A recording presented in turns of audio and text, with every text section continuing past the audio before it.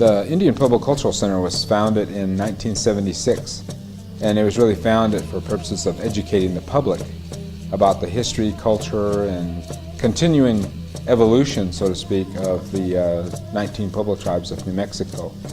We really have the same kind of responsibility as, say, the National Archives or the National Museum of the American Indian, and the other museums and institutions throughout the United States.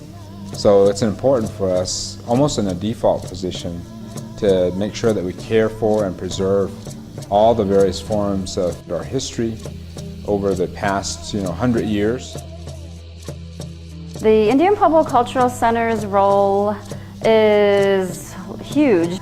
It's a very important thing to understand the process for accepting donations, or if we really want to go out and pursue particular purchases of items, then our role here is to know that A, we have the space to accommodate all of these things, and B, that we have the proper space to store them safely and properly.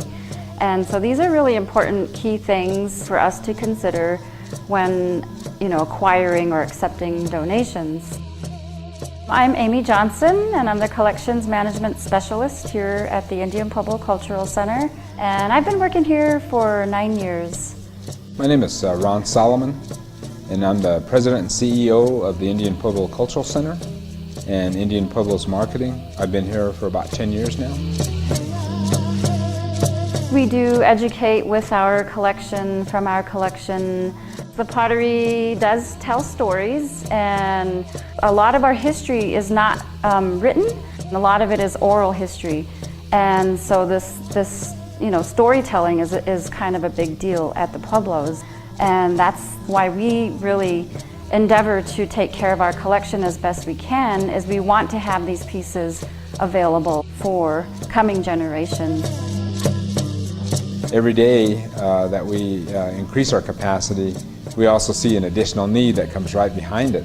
So we're constantly challenged now to provide additional space. With IG's assistance, we've been able to enhance the flexibility and agility of our storage system here, which largely was racks made out of wood and whatever we could garner. Access was a really big issue, and visibility. We had a real big problem to get to the items in the back, all the objects in the back. You'd have to remove the pieces in front. So that caused a lot of unnecessary handling of pieces that we weren't actually going to be using.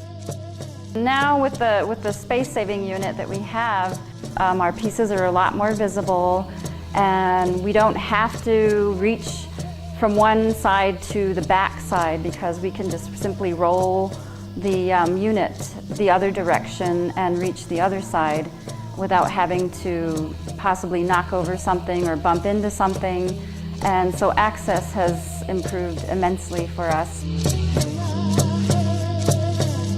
The metal drawers were a great change from the wooden ones we had before. And again, visibility, being able to see what is there once we open the units individually and let the light in, and we can see really from one unit to the next. What we have in terms of the carriages being able to be consolidated and being on rails, that certainly helps in terms of the day-to-day kind of activity that our staff have to engage in. And anytime you do that, you put people at risk. You also then put the artifacts at risk too. So the kind of carriages that we have now have brought a very, very welcome dimension now to our storage capacity. What helped us was all the options offered as far as the depth of the shelves. So we have everywhere from 18-inch deep shelves to 20, 24-inch deep shelves. We had a very unusually shaped building. It's got a big curved wall in the back, and so the space we were dealing with was almost like trapezoidal. It was not a perfect square, it was not a perfect rectangle, but we had to fit a perfect rectangular system in this odd shape, and it worked. And that really represents a new level of professionalism and care for the kinds of artifacts that we have here. And that kind of enhanced professional capacity has really enabled us to showcase the items and to readily retrieve them, and also to feel more confident in their everyday care and preservation.